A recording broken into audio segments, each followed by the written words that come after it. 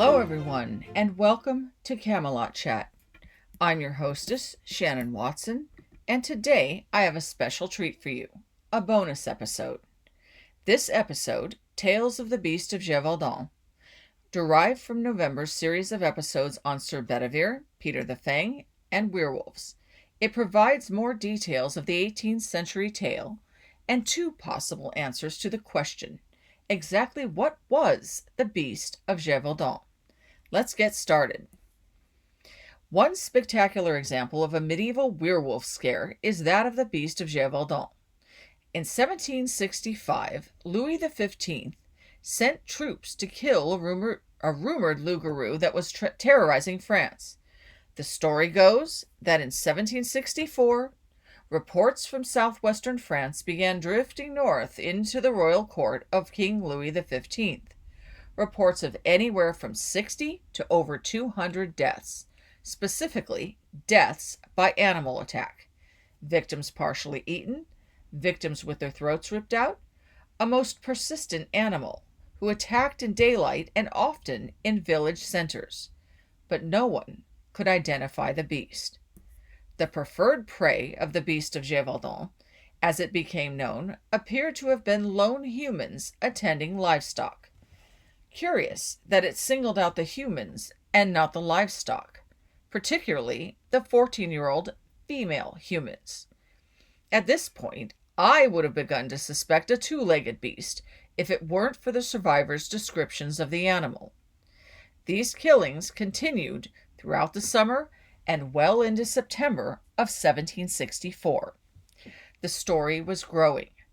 Now people were starting to ascribe supernatural abilities to the beast, including walking on its hind legs, like a human predator. There were whispers of a loup-garou, or werewolf, and now there were two beasts, or else one beast accompanied by offspring. The beast was growing bolder. In January, it attacked a man and 7 children. After fending off its repeated attacks, the family drove it away, barely. Now the tale came to the king's ears. Louis XV announced that the state would pay to hunt down and destroy the beast. But not in time, because in early February the beast struck again. It attacked and partially devoured a little 12-year-old girl. She was buried on February 11th in her local parish churchyard. This is where the tale begins to sound like a passage from Beauty and the Beast. It was now August, more than a year since the Beast of Gévaudan had begun its reign of terror.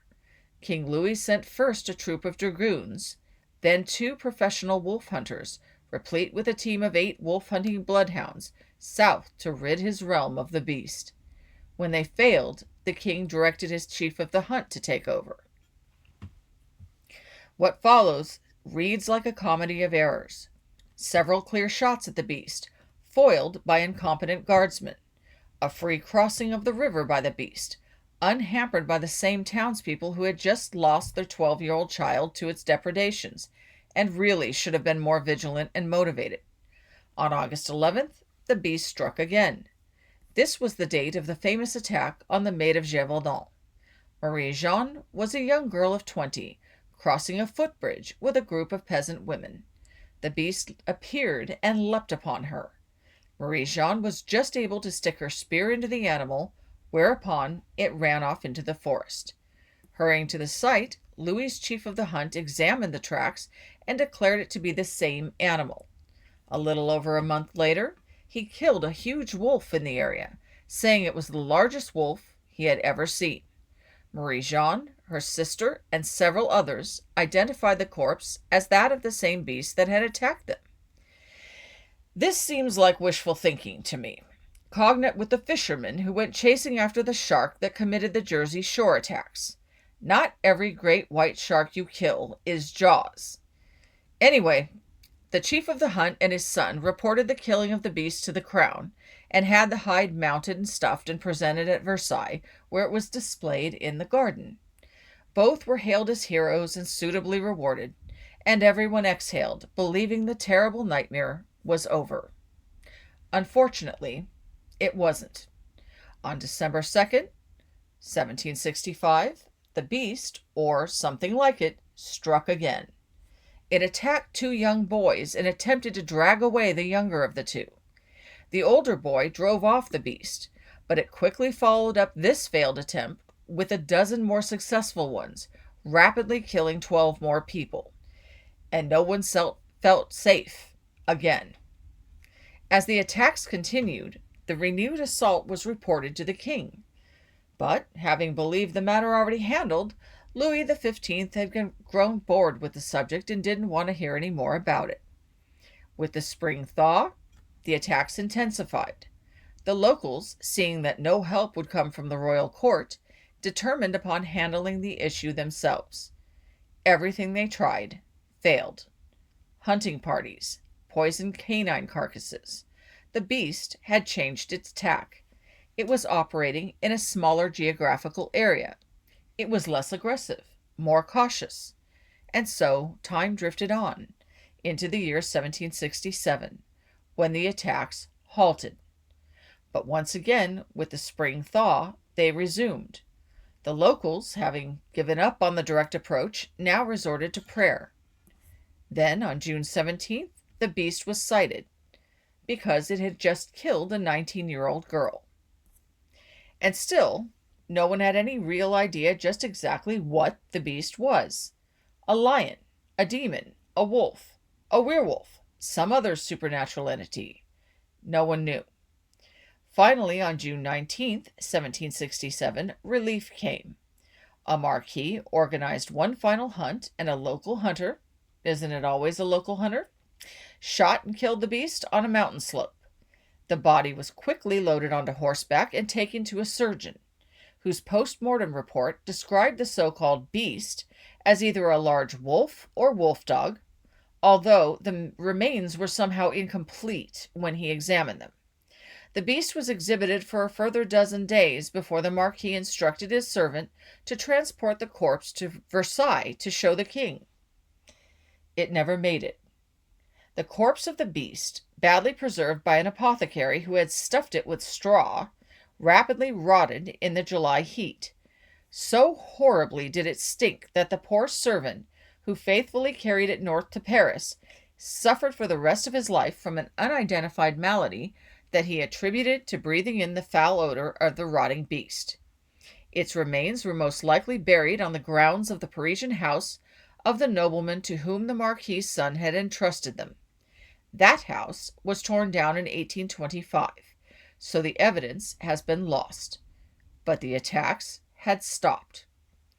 The hunters were rewarded. The townspeople were relieved. The local authorities patted themselves on the back. What was the Beast of Gévaudan, you ask? Who can say? Although, as ever, theories abound. Of course, with loup-garou, or werewolf, always at the top of the list. Some other suggestions. A large dog, a wolf, a pack of wolves, multiple wolf packs, a young lion escaped from a local menagerie. Let's start with what witnesses said it looked like. It was tawny, or rust-colored. It had streaks, or stripes, and one long stripe down its back. It had a tail like a wolf's, or a tail that was much longer than a wolf, and ended in a tuft like that of a lion. It had a mouthful of teeth, and terrible claws for ripping. And it bounded faster across the fields than any dog could run, and over fences and walls higher than any dog could leap. It was larger than a regular dog or wolf, roughly the size of a cow. It was diurnal and hunted in the middle of the day. They say it had no fear of humans and often attacked in the middle of villages. But let's remember, some witnesses reported two beasts acting in concert. The corpse of one, the first to be killed, did make it to Versailles, and evidence of it may remain there. They say the mystery remains unsolved to this day. But in the 19th century, the preserved and stuffed body of a strange animal was discovered in the storerooms of France's National Museum of Natural History. Tawny, striped, with one long black stripe down its spine. It had a long tail like a lion's, ending in a tuft. But it wasn't a lion. It wasn't a wolf either, and it certainly wasn't a werewolf. The strange animal, which would have appeared so foreign and mystifying to the simple villagers of southwestern France, was a hyena.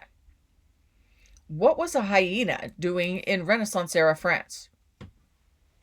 The only answer that makes any sense is that it must have been imported from some exotic locale, specifically as a pet, or more likely, the latest inhabitant of some wealthy nobleman's menagerie.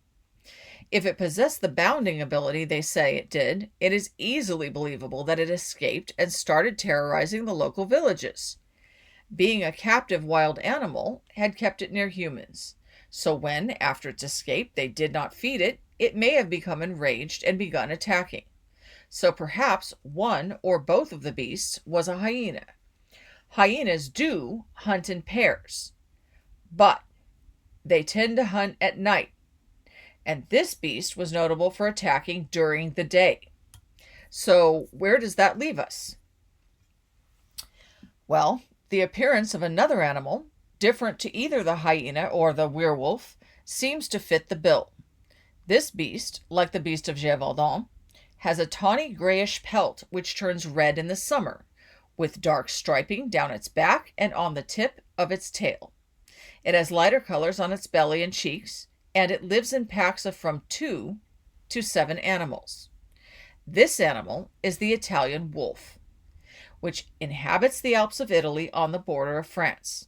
It is distinctive for its unusually shaped head and does not share mitochondrial DNA with other gray wolves or domestic dogs, but rather with a different branch of the wolf ancestry. French peasants of the 18th century, unless they ventured into the Alps for some reason, would not have been familiar with this creature, identifying it as like a wolf, but somehow different from a wolf. This localized animal fits the bill of the mysterious Beast of Gévaudan and may well provide a resolution of the mystery. Thank you for joining me in this detour down the rabbit or wolf hole. I have enjoyed taking this 18th century tour de France with you and look forward to seeing you all for next month's exploration of Queen Guinevere's Ogre father. See you back in Camelot.